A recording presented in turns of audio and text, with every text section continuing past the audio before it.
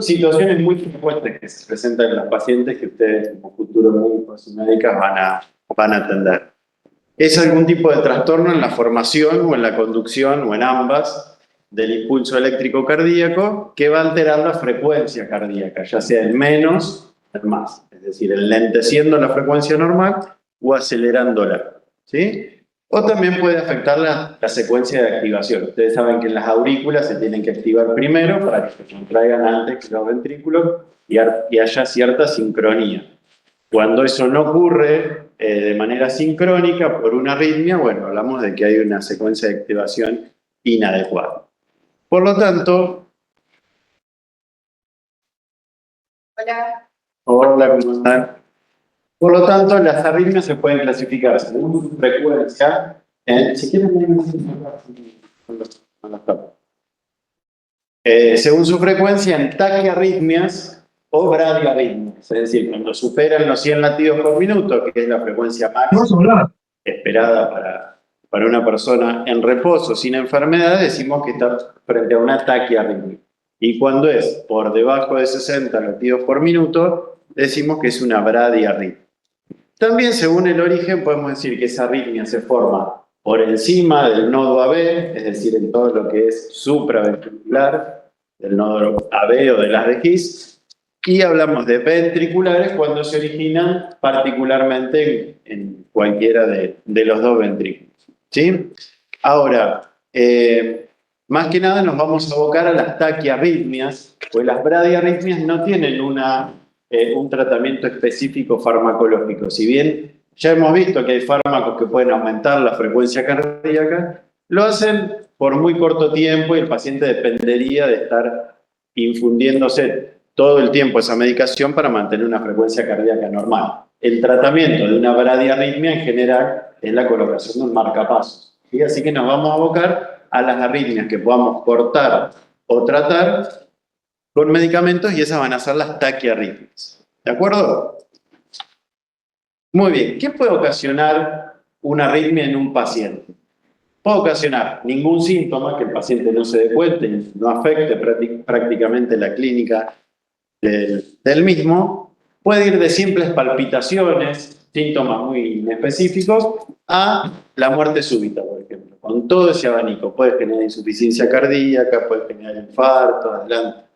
Puede generar, hay arritmias particularmente que pueden generar dentro del corazón coágulos, trombos, y que esos trombos migren, se transformen en émbolos y obstruyan alguna arteria de la circulación sistémica o pulmonar. Puede generar obviamente ACV isquémico, pero es amplio. Pero tenemos que estar muy alertas porque hay arritmias que son potencialmente mortales, es decir, arritmias muy graves.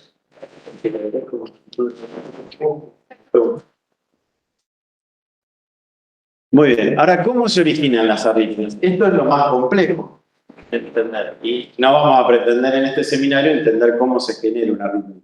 Pero para que vayan sabiendo y de alguna manera vayan pudiendo analizar, hay diferentes mecanismos por los cuales se pueden formar. Los más conocidos y las más habituales son las reentradas y el automatismo. Las reentradas son cortocircuitos, ¿sí? Cortocircuitos dentro del corazón que ocasionan situaciones donde esa arritmia se perpetúa y hasta que no la cortamos de manera farmacológica o con otras terapias, no cortan habitualmente. Son las más frecuentes, las arritmias por reentradas. Ya lo estudiarán más adelante, no hay problema por eso. También por alteraciones del automatismo. Ustedes saben que las células del sistema cardionector tienen su propio automatismo. Es una característica del tejido de conducción cardíaco, el automatismo. Bueno, ese automatismo puede estar aumentado o disminuido, ¿sí? Acá no participan las reentradas, sino la propia variable automatismo que puede estar incrementada o no. Después otro que se llama actividad gatillada, que esto es cuando se adelantan despolarizaciones. Ustedes saben que el corazón tiene un ritmo, que puede estar más acelerado o no, pero los latidos son rítmicos, ¿sí? Cuando aparece un latido anticipado, ya sea muy anticipado o un poco menos anticipado, llamamos que paciente tiene una actividad gatillada. Y por último, lo que decíamos, cuando se provocan bloqueos en la conducción eléctrica del corazón, ahí vamos a tener las bradiarritmias, ¿sí? Bloqueos. Los más frecuentes, reentradas o alteraciones del automatismo. Pero para esto tenemos que recordar cómo es la fisiología del sistema de conducción. Ustedes saben que el corazón tiene un sistema eléctrico por donde, de alguna manera, genera el impulso eléctrico y lo conduce. ¿Dónde se genera de manera fisiológica? Acá, ustedes no están viendo el puntero, ¿no? Los del streaming sí. Es importante porque estoy marcando. A ver, ¿vos tenés idea, Gus, cómo se pone el puntero? No. El puntero de acá. No, está invisible porque no. Nada. De la manera No se ve. Pero bueno, ustedes saben que el impulso se genera habitualmente en el nodo sinusal, ¿de acuerdo? Del nodo sinusal hay haces que conectan el nodo sinusal con el nodo auriculoventricular, que se llaman haces internodales, despolarizan las aurículas y después esa conducción llega hasta el nodo auriculoventricular, ahí hay un retraso de la conducción, justamente para lograr la sincronía de contracción de las aurículas antes que los ventrículos. Baja por el haz de His y el haz de His tiene dos ramas, la derecha y la izquierda, que después se dividen en fascículos más pequeños, y por último en la red de Purkinje, que es la que tiene mayor velocidad de conducción. ¿Hasta ahí estamos de acuerdo? Muy bien.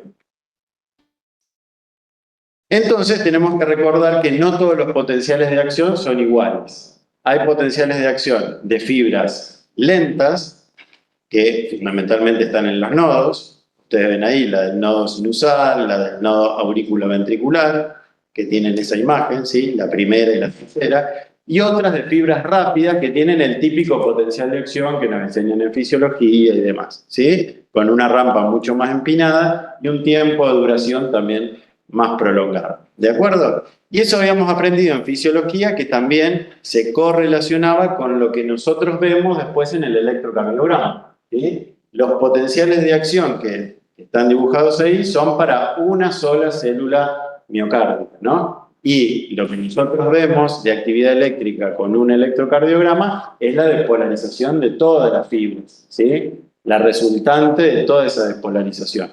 Pero los potenciales de acción graficados más arriba son típicos de una sola célula miocárdica, ya sea de respuesta rápida o de respuesta lenta. Entonces, acá a la derecha tenemos un potencial de acción de una fibra de respuesta rápida, como podría ser la red de Purkinje, y abajo una que podría ser nodal. ¿De acuerdo? Tienen sus diferencias porque los iones que intervienen en ese potencial de acción no son los mismos, ¿sí?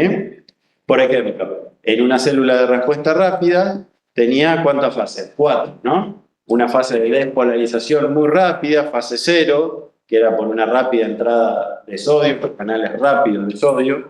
Después una ligera repolarización que llamábamos fase 1, dada fundamentalmente por la salida de potasio y de cloro. Una fase de meseta, donde acá entraba cloro por canales de calcio, calcio por canales de calcio de tipo L, ¿sí? Entraba calcio por canales de calcio de tipo L y salía potasio. De la misma manera, entonces, como salían ambos iones de la misma manera, ocurría una meseta, ¿sí? Esa meseta servía, acuérdense, para lo que llamábamos éxito contráctil, ¿se acuerdan? Acá había mucha entrada de calcio y eso servía después para la contracción. Y posteriormente se repolarizaba la célula fundamentalmente por salida de varias corrientes iónicas de potasio, ¿sí? En la fase 3 y llegaba al potencial basal, que es electronegativo, menos 96, donde se volvía a polarizar la célula, en este caso de respuesta rápida.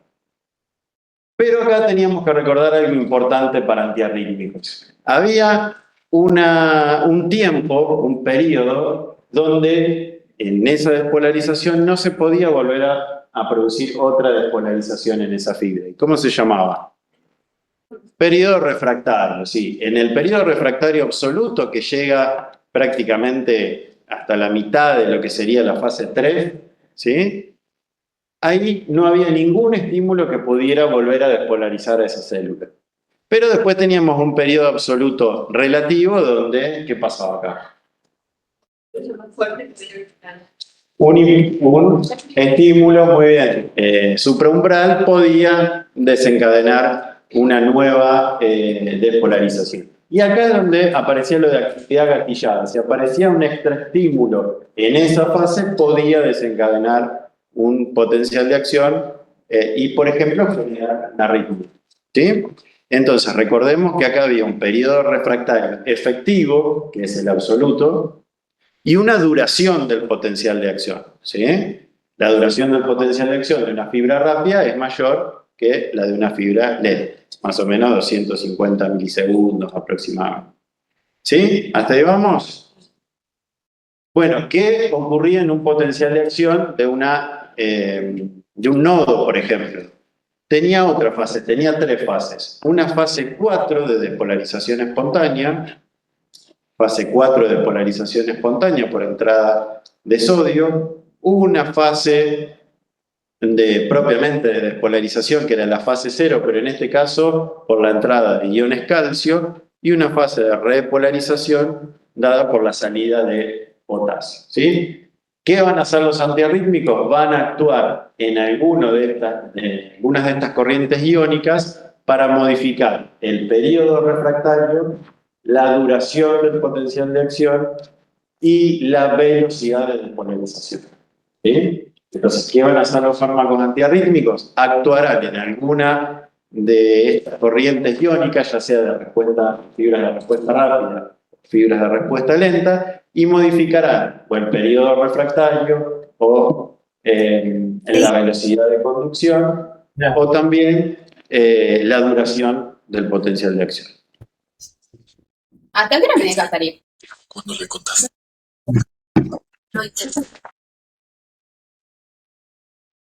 ¿Vamos? Muy bien.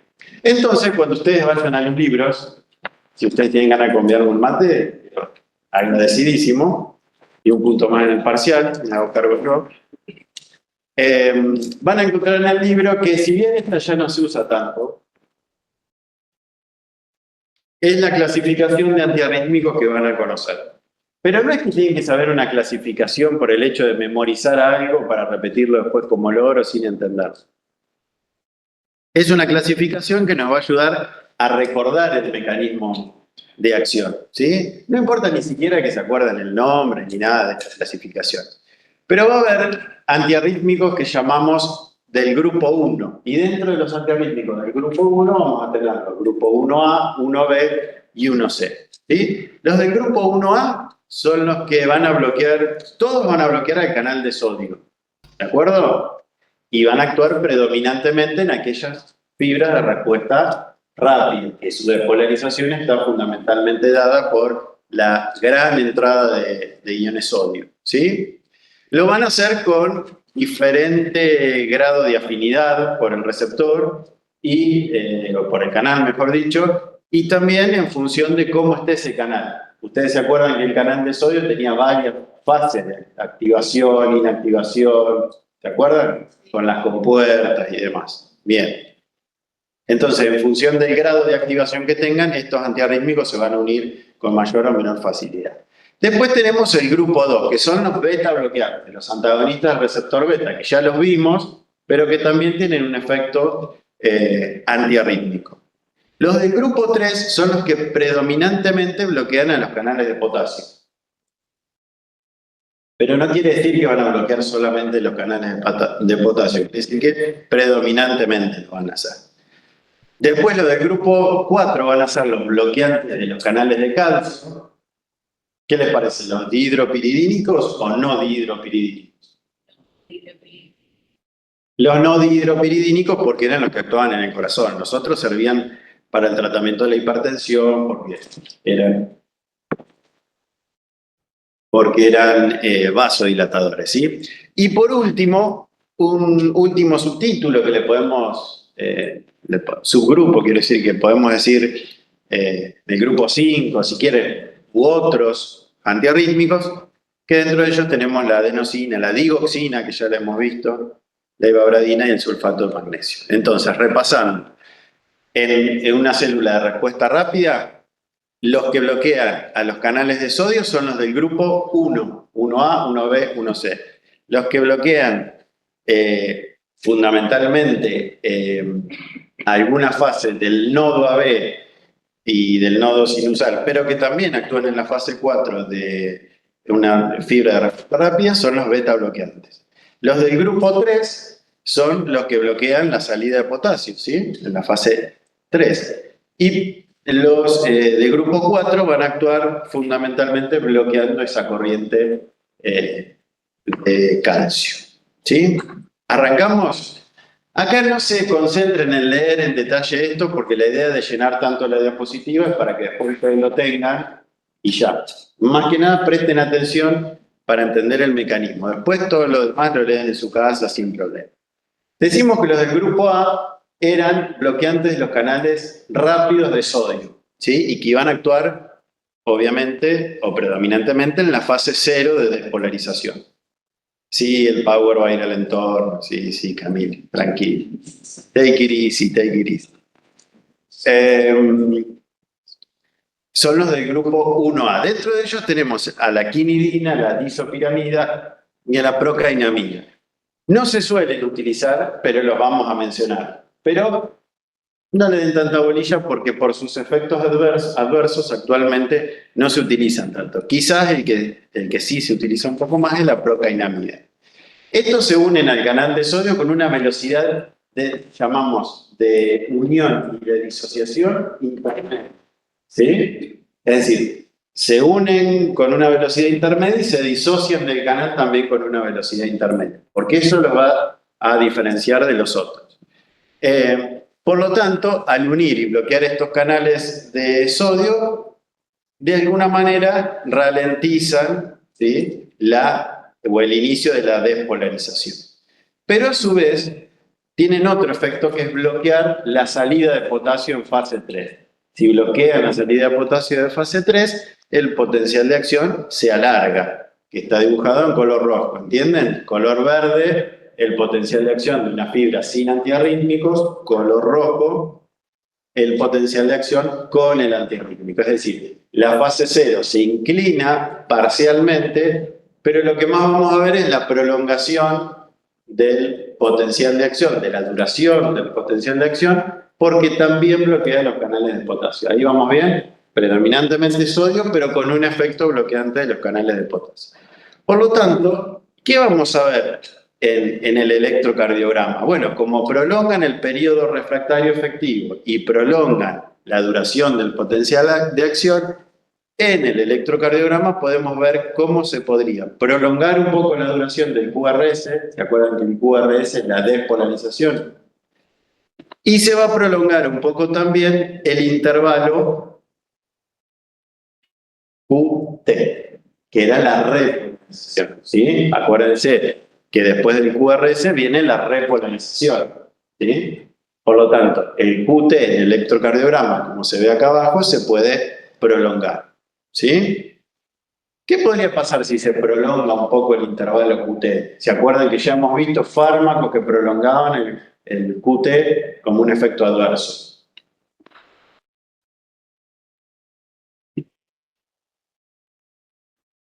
Y acá yo lo estoy marcando, chicos del streaming, pero que ustedes no lo ven. El primer efecto adverso que aparece acá. ¿Cuál es? No, ¿dónde dice cuando dice más arriba? Dice EA, que quiere decir efecto adverso, ¿y qué dice después? Proarritmia. Entonces ustedes dicen, ¿cómo un antiarrítmico va a generar pro? ¿Qué quiere decir? A favor de la arritmia, ¿no? ¿Cómo va a generar una arritmia? Bueno, sí, todos los antiarrítmicos pueden generar arritmias, incluso arritmias que lleven a la muerte al paciente, ¿sí? Nosotros le queremos cortar una arritmia y este fármaco tiene potencial de generarle una arritmia peor, que haga un efecto adverso muy grave o incluso la muerte. Así que son fármacos que no se utilizan así nomás, ¿no es cierto? Porque acuérdense que todo lo que prolongaba la repolarización o el intervalo QT podía generar o podía predisponer a que cualquier estímulo, extra estímulo que viniera, pudiera desencadenar una arritmia. ¿Sí? ¿Se acuerdan de algún fármaco que prolongaba el QT? No, no creo, pero ahora en el trabajo práctico digestivo van a ver alguno que prolongue el QT. Así que, atención. Bueno, entonces puede generar, esto se llama una arritmia de torsada de punta, es una arritmia muy compleja, muy grave que lleva al paro cardíaco, puede generar hipotensión, son inotrópicos negativos. Entonces, prácticamente no los usamos, ¿sí? Bloqueantes de canal de sodio que también bloquean canales de potasio. Vamos a la clase 1B. Dentro de los 1B, estos sí se utilizan. Tenemos a la lidocaína, la mexiletina y la fenitoína. ¿Se acuerdan de fenitoína y de lidocaína? ¿Qué era? La lidocaína lo vimos como un anestésico, ahora me dio calor. Lo vimos como un anestésico, muy bien, un anestésico local, ¿se acuerdan? Que nosotros lo queríamos infiltrar, por ejemplo, en la piel o en el tejido celular subcutáneo, porque actuaba inhibiendo los canales de sodio y eso generaba que no se produzca el potencial de acción de una fibra, por ejemplo, que transmita el dolor. ¿Sí? Pero ¿qué pasaba si lo inyectábamos por vía endovenosa? Y podía llegar al corazón y actuar como un antiarrítmico o generar efectos adversos graves. Entonces, vamos a decir que lidocaína es un antiarrítmico que también se une a los canales de sodio, pero fíjense que tiene una unión y una disociación rápida del canal, ¿sí? Así como se une, se desune rápidamente. Y tiene predominancia por los canales de sodio en estado inactivo, ¿sí? Entonces, ¿ustedes creen que se van a unir fundamentalmente en fase 0 a los canales de sodio? No, muy poco, porque en la fase 0 es cuanto más activos están, más abiertos están. Entonces, ahí no se une tanto la lidocaína, se une más cuando se están empezando a inactivar, ya en fase 1, fase 2. ¿Sí? Por eso es que no tendrían que desplazar tanto la pendiente de despolarización. De hecho, ahí en el dibujo está como un poco más exagerada, pero no debiera casi afectar a la fase 0. ¿De acuerdo? Insisto, en el dibujo quizás está un poco más exagerado, pero no debiera afectar a la fase 0. Y al contrario, estos en vez de prolongar el potencial de acción, lo van a acortar, como se ve ahí en el gráfico naranja. ¿Sí? Lo acortan. Estos no bloquean tampoco canales de potasio. Al contrario, suelen favorecer la salida del canal de potasio. Por eso es que suelen acortar el potencial de acción. ¿Sí? Entonces, disminuyen la duración del potencial de acción de cualquier arritmia y la cortan. ¿Sí? ¿Más o menos se entiende? Disminuyen la duración y disminuyen el periodo refractario efectivo. ¿Sí? Van a ver que dice principalmente en tejidos isquémicos, en tejidos que sufren isquemia, como en el caso del infarto. Y sí, es así. En general la lidocaína se utiliza en el contexto de una arritmia por isquemia. ¿Sí? Acuérdense que en la isquemia se generan, ¿saben por qué se generan arritmias en la isquemia? Por la fibrosis, dice la compañera. Pero en el contexto agudo todavía no tenemos fibrosis. Sí, después esa fibrosis que se genera por un infarto, una vez que el paciente se recupera, queda una cicatriz que es una fibrosis. Esa fibrosis predomina el circuito de reentrada que veíamos hoy en las primeras diapositivas. Pero en el contexto de la isquemia, ¿por qué aparecen arritmias?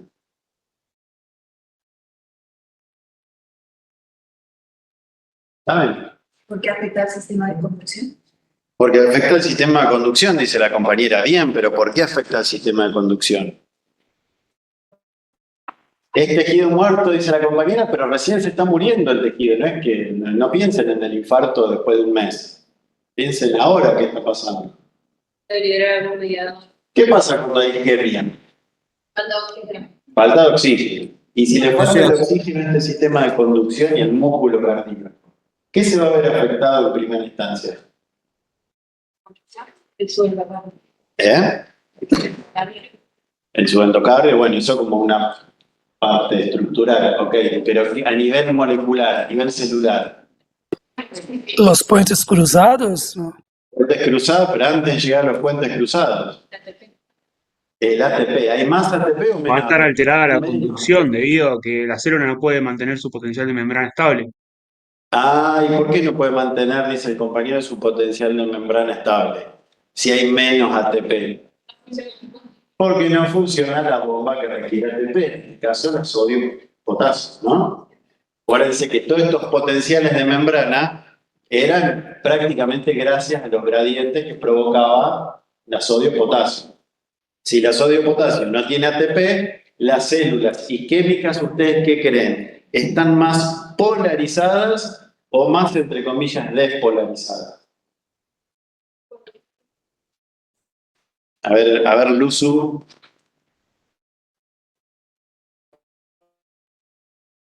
Más polarizadas. Más despolarizada, dice el compañero. ¿Por qué? Uy, fui muy para atrás. ¿Ustedes creen que sin bomba sodio-potasio se va a lograr llegar hasta menos 96? No llega nunca. Entonces, la célula se queda más arriba, más cercano al umbral de despolarización, porque no tenés ATP para alimentar a la bomba sodio-potasio. Entonces, cualquier estímulo, como estás más cerca del umbral, puede generar una arritmia, puede despolarizar a la célula. ¿Sí? La bomba sodio-potasio nos asegura que llega hasta menos 96 y hay que hacer un gran esfuerzo para de menos 96 generar un potencial de acción, ¿no? ¿Se entiende o no se entiende nada? Bueno. Entiendo por qué usaría fármacos que prolongan el potencial de acción para una arritmia y también fármacos que no aportan. Bien, dice la compañera que no sabe por qué utilizaría fármacos para algunos aumentar el potencial de acción y en otros casos para acortar el potencial de acción. Bien, justamente porque no todas las arritmias tienen el mismo mecanismo, ¿sí? Por ahí, para las arritmias cuyo mecanismo sea la reentrada, sirva quizás más acortar el potencial de acción y en otro tipo de arritmias, como la del automatismo, por ahí bajar su frecuencia, ¿sí? Y en otro tipo puede hacer aumentar la duración del potencial de acción. Y con eso homogeneizar todas las... Acuérdense que las fibras miocárdicas actúan como un sitio, ¿eh?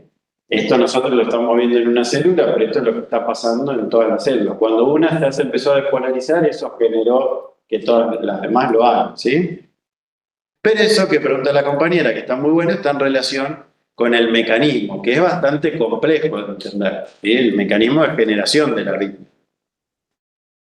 Bien, pero acuérdense que los efectos adversos, todos estos antiarrítmicos que vimos hasta ahora, se utilizan por vía endovenosa, ¿sí? Particularmente la lidocaína lo que puede generar son efectos adversos a nivel del sistema nervioso central. Entonces siempre hacemos las preguntas en el examen final, ¿qué pasa si yo quiero utilizar lidocaína como un anestésico local y de golpe lo infundo en la sangre en vez de colocarlo en el tejido celular subcutáneo, por ejemplo?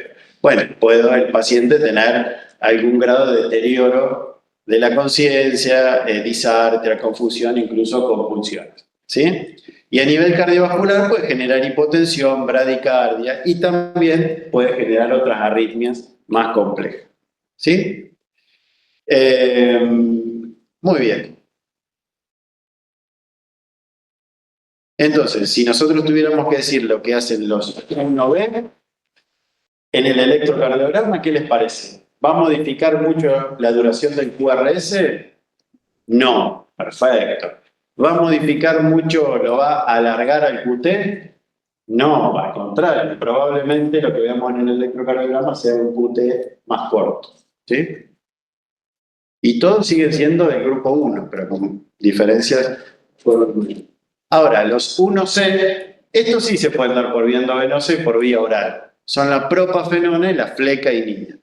También actúan a nivel de los canales de sodio, pero con una baja velocidad de disociación. Es decir, una vez que se unen, están unidos casi todo el potencial de acción a los canales de sodio. No se unen y se desunen rápidamente como la lidocaína, no, se quedan ahí prendidos.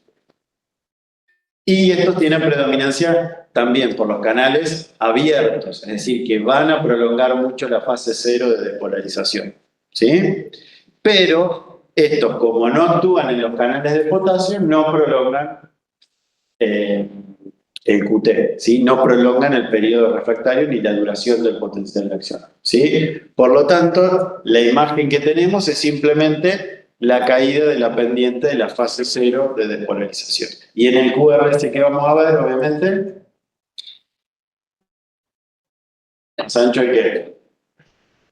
El QRS, exactamente, la primera parte que es la despolarización, ¿sí? Bueno, estos fármacos también pueden disminuir la contractilidad miocárdica, ¿sí? En el caso de propafenona tiene otros efectos como beta bloqueante y bloqueante de los canales de calcio. Y nuevamente, siempre el efecto adverso que tiene que ir primero, que ustedes tienen que recordar, la proarritmia, la capacidad de generar una arritmia incluso más compleja que la que estamos tratando, ¿sí? Por lo tanto, porque este va a ser muy probablemente un ejercicio de trabajo práctico, ustedes tendrán que diferenciar cómo modifican la duración del potencial de acción, el periodo refractario relativo y la morfología del potencial de acción los bloqueantes del canal de sodio tipo 1, tipo 2, tipo 1A, tipo 1B y tipo 1C. ¿Sí? Recuerden, 1A reducen la pendiente de polarización y también alargan el potencial de acción porque inhibe canales de potasio. Los 1B, al contrario, no modifican casi nada la pendiente y por el contrario acortan el potencial de acción. Y los 1C, lo único que van a generar es una gran prolongación de la despolarización, una caída de la pendiente de fase 0. ¿Sí? ¿Dudas? ¿Es muy complicado? No. Seguimos.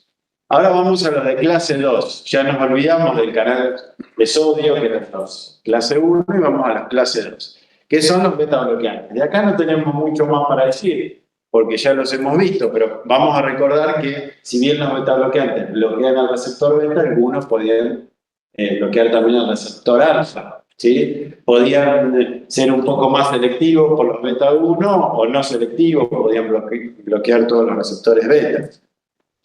Y cuando hablamos de beta bloqueantes, nos tenemos que centrar en el potencial de acción de fibras lentas, ¿sí? Como se ve acá en la imagen. ¿Qué es lo que va a hacer el beta bloqueante? Bueno, va a actuar en la fase 4, la despolarización espontánea, y lo que va a hacer es achatar fundamentalmente la pendiente de despolarización espontánea. ¿Sí? Porque esto es lo que en definitiva hacen las catecolaminas, manejar la pendiente de despolarización en fase 4 para aumentar la frecuencia cardíaca, ¿se acuerdan? Entonces, como este es un antagonista de las catecolaminas, bueno, la va a aplanar. Entonces, va a bajar la frecuencia cardíaca, sin lugar a dudas. También va a bajar la contractilidad porque afecta también a las células miocárdicas propiamente dichas, ¿sí? En fase 4.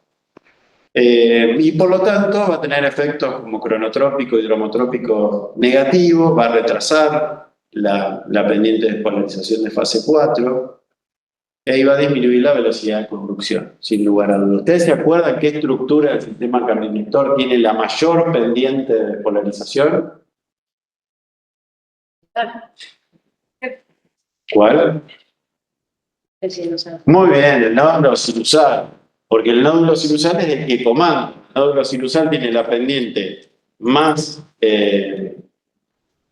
empinada justamente para ser el que mayor frecuencia cardíaca tenga, ¿sí? Por supuesto que si no anda el nodo sinusal, hay otras estructuras que están por debajo que tienen la capacidad de responder con frecuencias cardíacas más lentas porque tienen una pendiente más inclinada para salvar al paciente, pero en realidad el que comanda todo es el nódulo sinusal. ¿Y qué vamos a ver en el electrocardiograma? De un paciente que está muy beta bloqueado, bueno, por supuesto la frecuencia cardíaca baja y el intervalo PR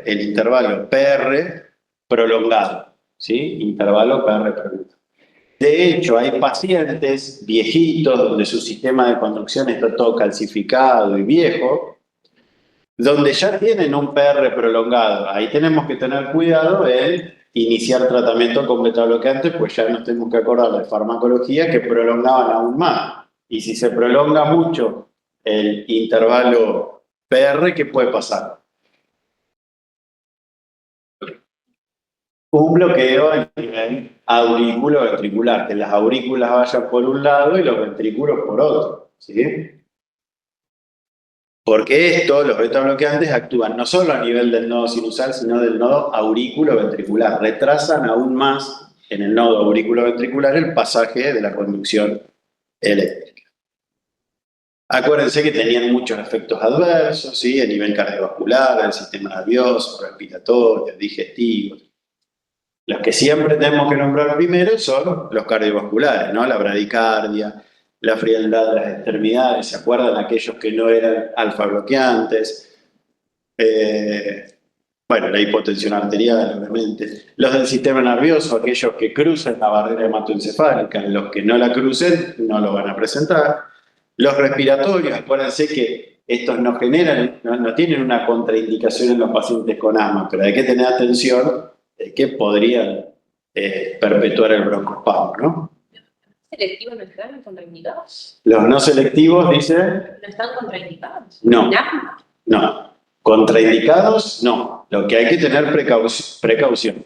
Y si se puede en esos pacientes, yo tendría que elegir los más cardioselectivos, pero no están contraindicados, ¿sí? Siempre hay que, es con atención que hay que indicarlos. Bueno, y los metabólicos, acá siempre surge, acuérdense, ¿generan hipoglucemia los betabloqueantes? No, no generan, simplemente retardan la recuperación ante un caso de hipoglucemia. Bien, por lo tanto, repasamos, los betabloqueantes disminuyen la actividad del nodo sinusal y el nodo auriculoventricular, porque obviamente disminuyen la corriente de AMP cíclico, y fundamentalmente, ¿por qué estaba esta pendiente de despolarización espontánea en los nodos? Por la corriente IFANI, dice la compañera, que debe ser ayudante de fisiología o algo así se me dice. ¿O no? Sí, me dice, con cara de estoy en la mejor cátedra de la facultad. Aunque la mejor cátedra es esta, ¿no? Yo no dije nada. Ah, lo digo yo, mi prejuicio de pueblerino, nada más. ¿Qué ibas a decir?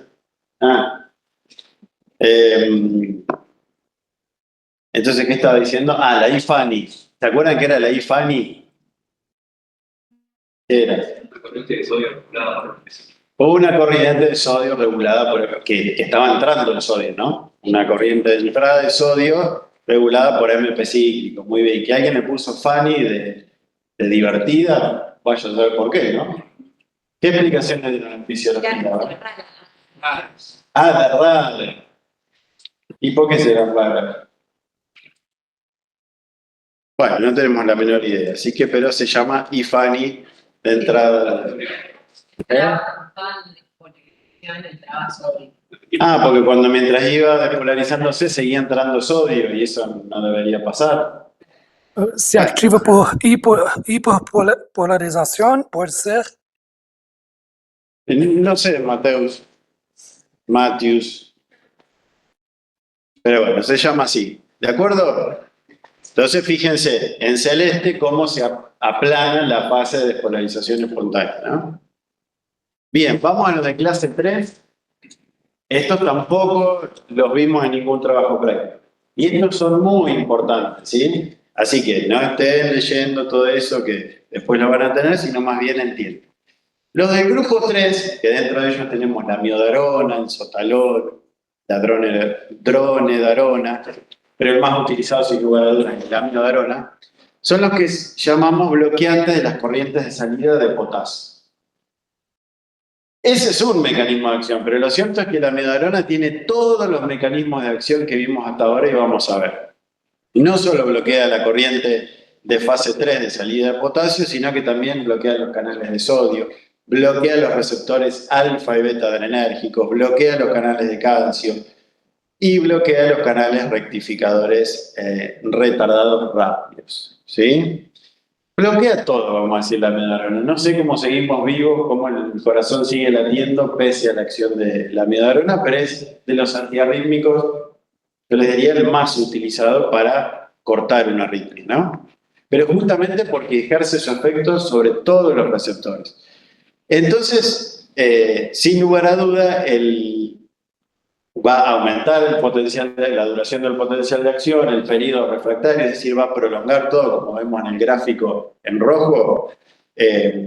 Todo lo va a prolongar, también va a achatar la pendiente de polarización espontánea en los nodos. Bueno, homogeneiza absolutamente toda la electricidad del corazón. ¿De acuerdo? Y por lo tanto, en el electrocardiograma podemos ver aumento del intervalo PR, ensanchamiento del QRS, incluso el QT también prolongado, ¿sí? Y eso es muy frecuente de ver.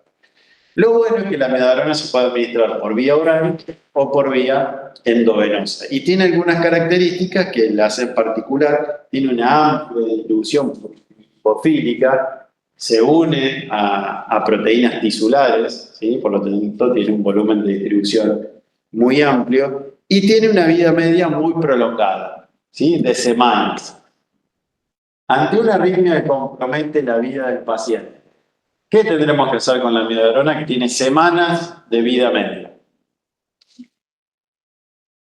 Que hemos aprendido en farmacocinética. ¿Qué tendremos que hacer? Darle una dosis de carga, como dice la compañera. ¿Por qué le vamos a dar una dosis de carga? Porque si vamos dando dosis sucesivas, como dosis repetidas, ¿cuánto vamos a tardar en llegar a la concentración meseta? Meses. Si ya de semanas es una vida media, imagínense llegar a 4 o 5 vidas medias. Por lo tanto, siempre hacemos dosis de carga de amiodarona, ya sea por vía endovenosa o aunque sea por vía oral, pero dosis de carga. Tiene un metabolismo hepático, lógicamente, así que atención con la insuficiencia hepática, y es un inhibidor del CYP3A4, por lo tanto, todos los fármacos que se eliminen a través de ese sistema pueden sufrir alguna variación. ¿Sí? Se excreta por orina, pero principalmente por bilis, y tiene circulación enterohepática. Eso es lo que le da también la amplia vida media, ¿sí? ¿Qué quería decir circulación enterohepática? Que también lo tenía. ¿Qué otros fármacos tenían circulación enterohepática? Anticonceptivos. Los anticonceptivos, muy bien. Y ahí explicábamos en el trabajo práctico las interacciones. ¿Y qué era la circulación enterohepática? Se reabsorbe, vuelve a metabolizarse. Exactamente, que una vez eliminada la bilis hacia el intestino, todavía sigue siendo liposoluble y se vuelve a absorber otra vez, como si nos hubiésemos tomado otra pastilla de amiodarona, ¿sí? Múltiples efectos adversos, lamentablemente. El primero, ¿cuál va a ser? Proarrítmico. Siempre cuando hablamos de antiarrítmicos, el primero proarrítmico. Pero estos hay que saberlos, y sí, hay que saberlos porque aparte son fáciles de tomar, en los parciales, en los finales. Primero los cardiovasculares, sin lugar a dudas. Nos va a dar bradicardia, bloqueo auriculoventricular, paro sinusal, e incluso algunas arritmias por QT prolongado, como es el caso de la torsada de punta, ¿sí? E hipotensión.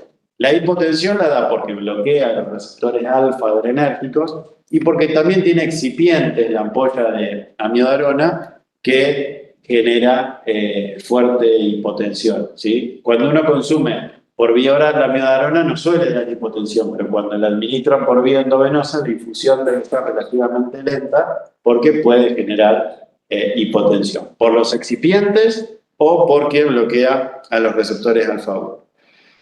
Puede dar toxicidad pulmonar. Por supuesto que esto no porque dé una carga de amiodarona, pero hay pacientes que están muchos años consumiendo amiodarona y puede dar fibrosis pulmonar, como ven en la tomografía ya de la derecha.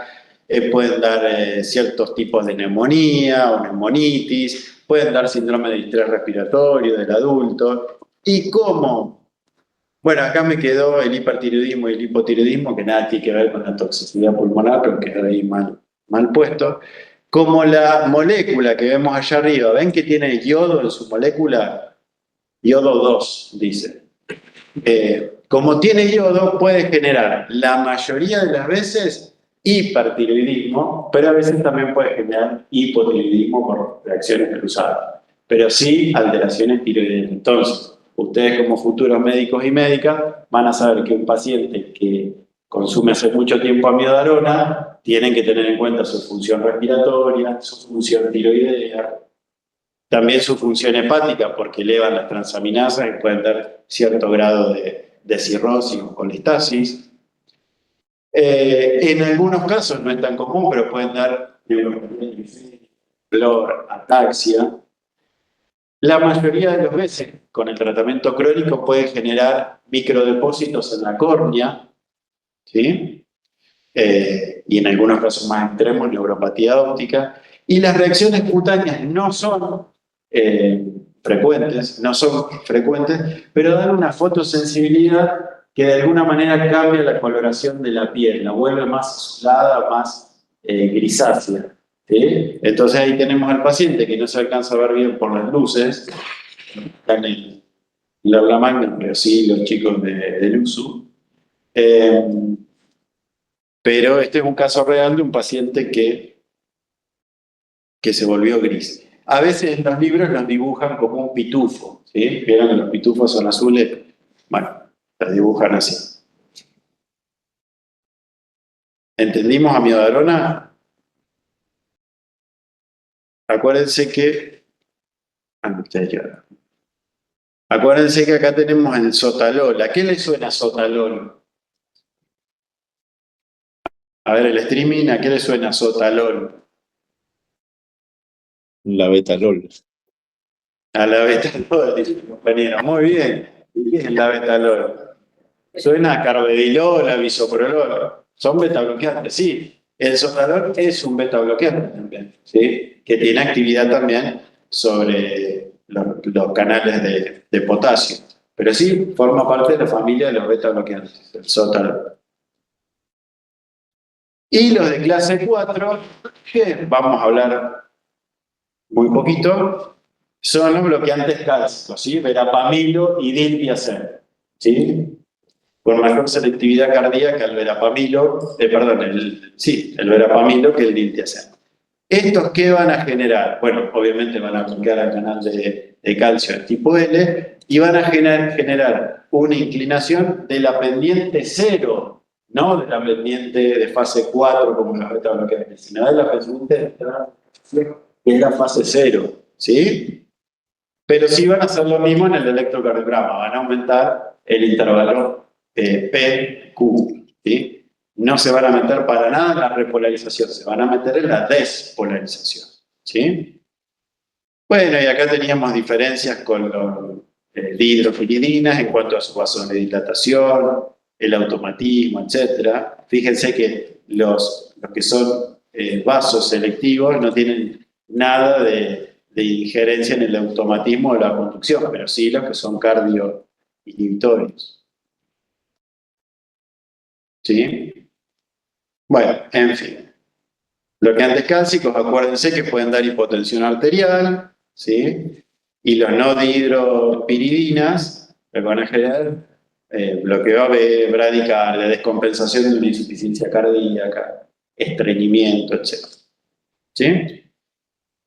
En general, no vamos a combinar antiarrítmicos del tipo beta bloqueante con bloqueantes cálcicos, porque pueden bajar mucho la frecuencia cardíaca o incluso pueden deteriorar mucho la contractilidad. ¿Sí? Y ahora vamos al último grupo que se llama otros, o de clase 5, o lo que quieran. ¿Sí? Los otros, cuando les tomemos en un examen, ustedes dicen, bueno, ¿y los otros? Los otros, como le llaman el pueblo. Vamos a encontrar, creo que son 4, me parece. Uno es la digoxina, que ya la vimos. Recuerdan que la digoxina la vimos en la insuficiencia cardíaca, que dijimos que si bien podría actuar como un inotrópico, no es tan buen inotrópico positivo, sino que se utiliza más como un antiarrítmico. ¿Sí? ¿Por qué como un antiarrítmico? Por su efecto de estimulación vagal. Acuérdense, era el único inotrópico positivo que no aumentaba la frecuencia cardíaca, al contrario, la enlentecía, ¿sí? Este inhibía la bomba sodio-potasio ATPasa, cambiaba el gradiente de sodio dentro de la célula y por lo tanto el intercambiador sodio-calcio trabajaba metiendo calcio y sacando sodio, ¿sí? O sea, había más disponibilidad de calcio dentro de la célula miocárdica y por lo tanto aumentaba la contractilidad. Pero esto lo puede hacer también en el sistema de conducción y en las aferencias parasimpáticas, ¿sí? ¿Receptores de qué tipo? M2, muy bien, el corazón. Y de esa manera, actuando como un agonista del sistema nervioso parasimpático, puede bajar la frecuencia cardíaca. En el electrocardiograma que vamos a ver, típicamente esto que se llamaba cubeta digitálica. Ah, miren, ahora aparece acá.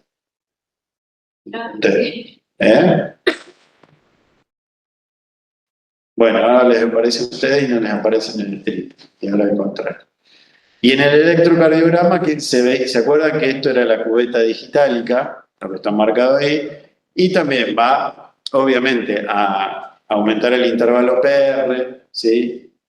Y bueno, y este ST ahí, infradesnivelado, que quería decir que el paciente estaba utilizando digoxina. Acuérdense del estrecho rango terapéutico, de la alta unión a proteínas tisulares también, de la vida media prolongada que tiene la digoxina, y que podía tener potencial toxicidad, y era grave la toxicidad por digoxina, que podía dar también taqui o bradiarritmias, trastornos gastrointestinales, pero acá náuseas y vómitos y dispepsia que nos puede dar cualquier fármaco, acá nos puede hablar de toxicidad, efectos neurológicos como neuralgia, cefalea, parestesias, y destellos visuales que se llaman, en que pueden ser escotomas, halos, visión borrosa, sobre todo con los colores amarillo y verde, que se llama discromatopsia. ¿Ríndense envío el sábado? Sí, dice la compañera acá. ¿Estás escuchando nosotros y eso? Sí, dice. Todos los bloqueos. Todos los bloqueos, bueno, le viene fantástico esto. Después otro que se llama sulfato de magnesio. Es otro antiarrítmico que se da por vía endovenosa. Acuérdense que el magnesio actúa como cofactor de un montón de enzimas y también de la sodio-potasio ATPasa, pero tiene la capacidad de bloquear también los canales de calcio y de alguna manera, al bloquear el canal de calcio, bueno, bloquea la entrada del mismo ion a la célula y disminuye el impulso y la activación del nodo sinusal, etc. ¿Sí? El sulfato de magnesio puede generar hipotensión fundamentalmente, rubor facial, disminución de los reflejos tendinosos, depresión respiratoria. Este sulfato de magnesio se utiliza en arritmias muy complejas, en situación probablemente de paro cardíaco, ¿sí? Pero también se utiliza para las convulsiones y para la neuroprotección de un tipo de enfermedad que es la eclampsia, o algunas veces la preeclampsia también, que surge en las embarazadas, ¿sí? Entonces, el embarazo de alto riesgo muchas veces van a ver que se utiliza este sulfato de magnesio, pero no como antiarrítmico, ¿sí? Pero van a ver que ahí las obstétricas y las médicas están siempre mirando los reflejos tendinosos, mirando la diuresis de la paciente, viendo que no haga una depresión respiratoria, porque es un fármaco que puede ser complejo, ¿sí? Sulfato de magnesio, entonces. Otro, la ivabradina. ¿Esta la conocen de oficio? Bien. ¿Por qué la conocen? ¿Por qué? Justo que inhibe a la IFAN, debe ser una línea de investigación de la gente de oficio. Esta inhibe a la IFAN en el nodo sinusal, ¿sí? Lo hace solamente en el nodo sinusal.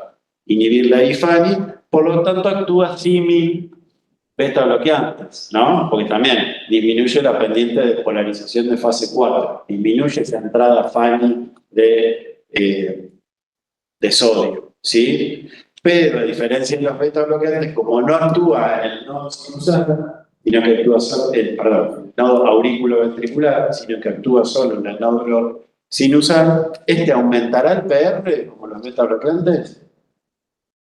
No, solamente baja la frecuencia cardíaca, porque actúa solamente en el nodo sin usar. Lo bueno es que se puede administrar por vía oral, pero tiene también algunos efectos adversos que son lógicamente la bradicardia y algo que se llama fosfenos, que son fenómenos luminosos, como sobre todo cuando cambia la luz. ¿Vieron cuando pasamos de un lugar muy iluminado a la oscuridad o al revés? De la oscuridad a un lugar muy iluminado, genera halos, destellos. Es como que estamos en una cuando tomamos ivabradina y entramos en la oscuridad. Y por último vamos a hablar, ¿todo esto es medio un lío o no? Sí, dice la compañera, pero bueno, lío es estudiar medicina. Lo siento. Por último vamos a ver la adenosina. Forma parte del grupo de los otros también y tiene como mecanismo de acción actuar sobre las células nodales. ¿Sí? Acá nos olvidamos del potencial de acción de fibras rápidas. Actúa solamente en los nodos. Es agonista de los receptores de adenosina del tipo 1. En el corazón y en los nodos hay adenosina de tipo 1, receptores. En los vasos sanguíneos hay de tipo 2. Bueno, esto activa a la adenilato ciclasa, inactiva, ¿sí? Porque es GI lo que está acoplado, reduce la AMP cíclico y eso desactiva los canales de calcio de tipo L y activa los canales de potasio. ¿Sí? Es decir, disminuye la entrada de calcio y aumenta la salida de potasio, generando hiperpolarización de esa célula. Por lo tanto, tiene un efecto antiarrítmico porque bloquea la conducción al nivel del nodo aurículo-ventricular. Por lo tanto, se va a utilizar en arritmias que requieran para su perpetuación del nodo sino-auricular o aurículo-ventricular, que es lo mismo. Pero ¿qué características importantes tiene? Que se administra en bolo, y acá dice en bolo rápido y está muy resaltado. ¿Por qué? La mayoría de los fármacos que se administran de forma endovenosa, ¿hay que administrarlos así con un bolo rápido? ¿Qué piensan? La gran mayoría no. Siempre pequen de administrarlo más lento que más rápido. ¿Sí? Porque ustedes saben de farmacocinética que la concentración sistémica de ese fármaco, si yo lo doy muy rápido, va a ser altísimo. ¿Sí? Todo lo estamos administrando al intravascular. Pero para el caso de la adenosina, que es una rareza, sí hay que administrarlo lo más rápido posible.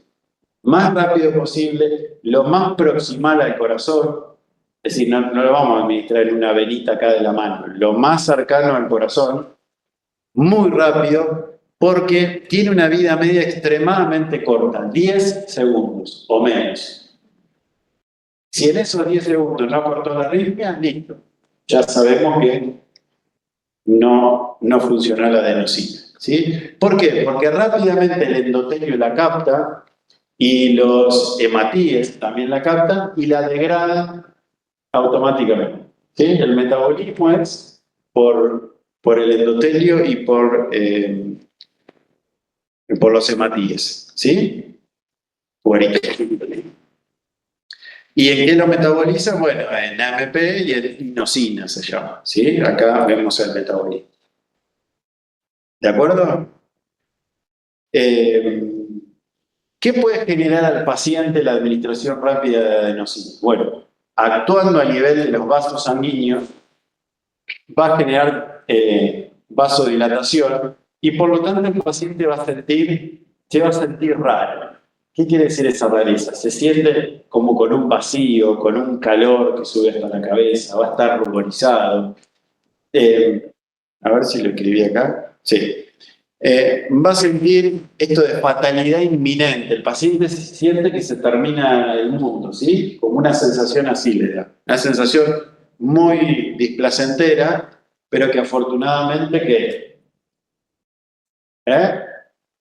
afortunadamente dicen 10 segundos, ¿no? O sea, no es tanto. Sentirse mal un poquito para cortar una arritmia, compramos, ¿no?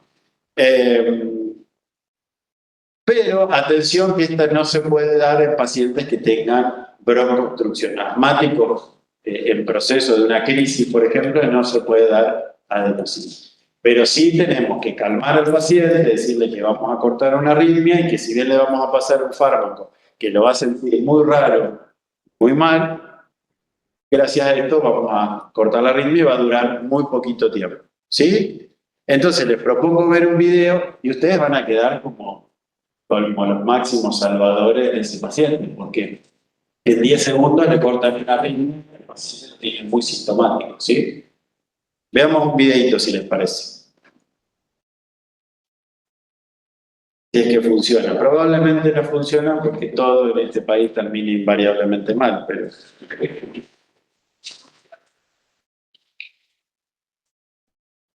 ¿Por qué está contraindicada la infusión? ¿Cómo? ¿Por qué está contraindicada?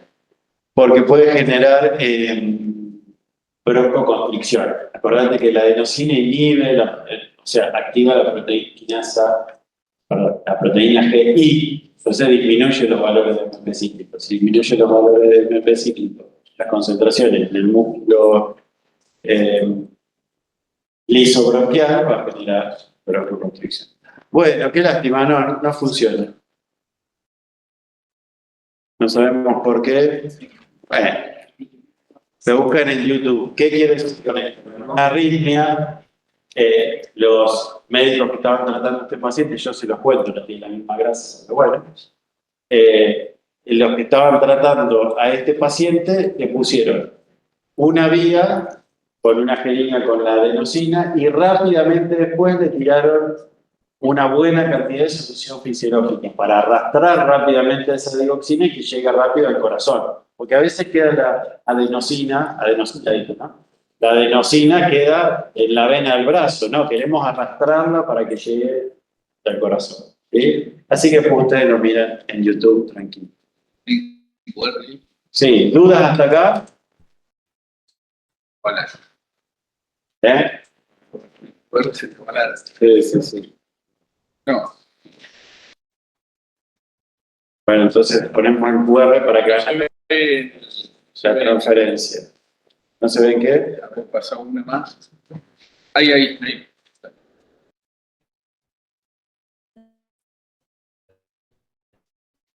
Entonces ahí les pasamos el QR, de transferencia. Serían 15 minutos.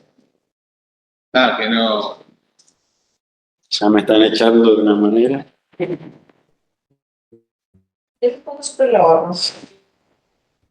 Yo soy Santiago. Acá no. Soy un montón más.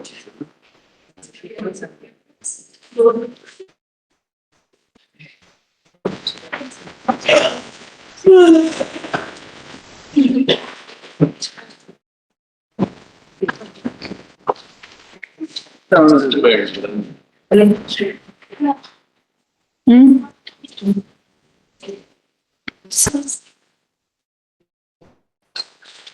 El videito se ve que cuando cambias, mi computadora se ve, pero con el pendrive. Bueno, buen fin de semana a todos, buenas elecciones, los que votan. Voten con claridad y con... Sí. Claro. Chao, gracias. ¿Quién?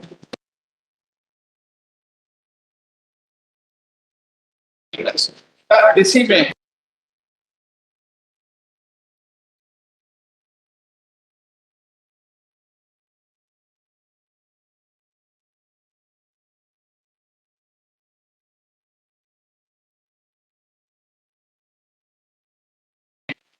Sí, papelito.